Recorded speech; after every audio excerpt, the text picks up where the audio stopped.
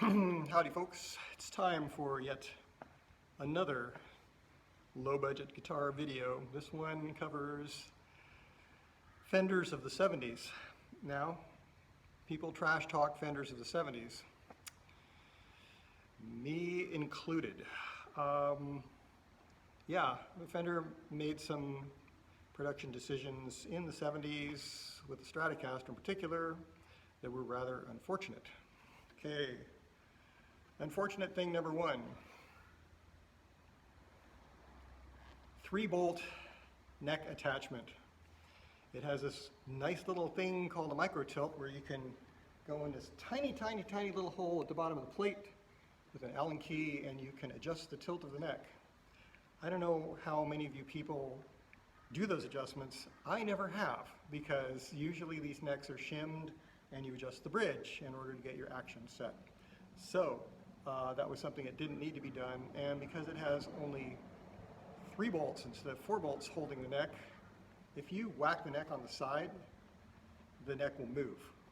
I don't care how tight you put these bolts, the neck will move around. So it's really hard to keep the neck in one place. The other thing is the fretboards, especially these with the maple fretboard, it's actually a one-piece maple neck with a stringer in the back, so the fretboard is actually part of the neck. It's not another piece of wood laminated on, although there were some in the 60s that were done that way.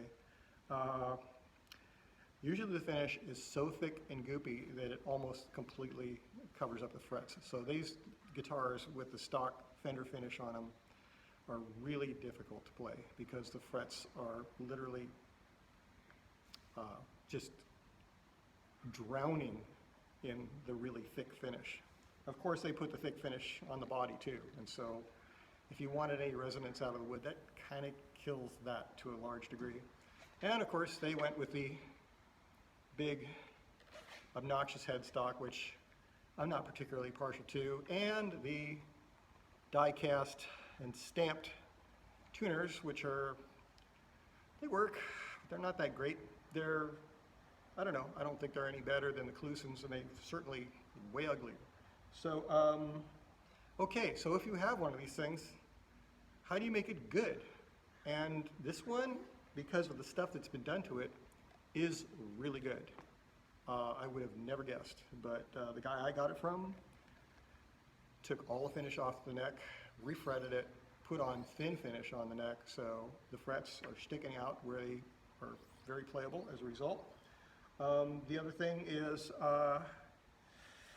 he made some custom pickups for it. The original 70s pickups are very lean sounding.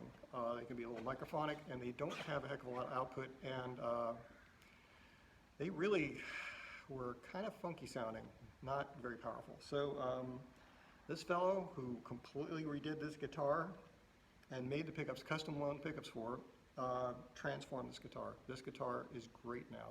It just, I don't know. This is the bridge pickup.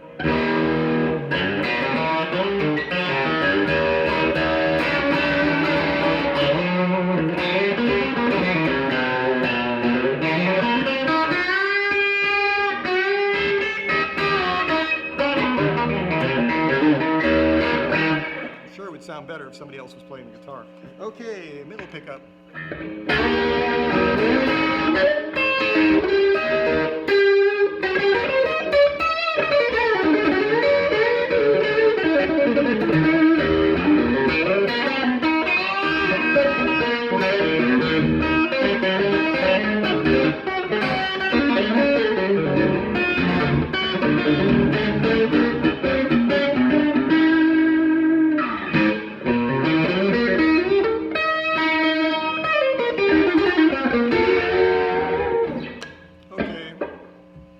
Neck pickup.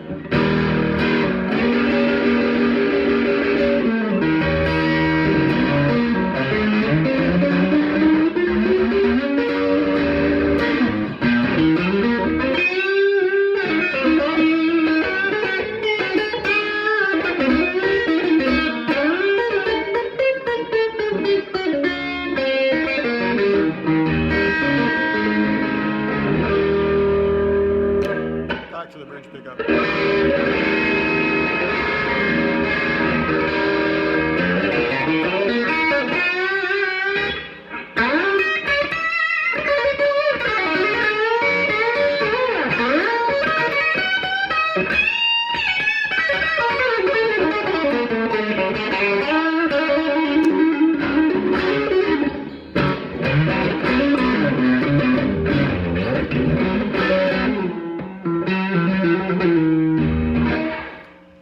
digress. This is a very playable, great sounding guitar, but only because this guy, whose name is Mark Brown, makes custom pickups in Logan, Utah. If you want to sound like this, maybe it might sound better than this.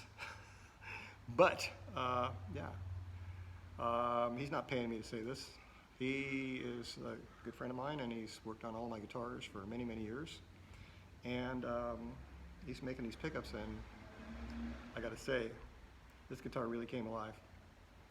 And getting one of these things to come alive is a major accomplishment. They're like 10 pounds of polyurethane coated dead wood. That's what 70 Strats are all about, with a few exceptions. There's some that are light ash that are really nice and resonant, but most of them are pigs like this one. But dang, I love playing it, and I like the way it sounds, and I have played it in front of people, and there you go. So if you have a 70 Strat and it's paid a lot of money for it, and you're pissed because it sounds like crap, plays like crap, it can be saved. I can't save it, but Mark Brown can. Thank you. Next time I'll not take 6 months to do another video. I have a bunch more guitars to show you guys.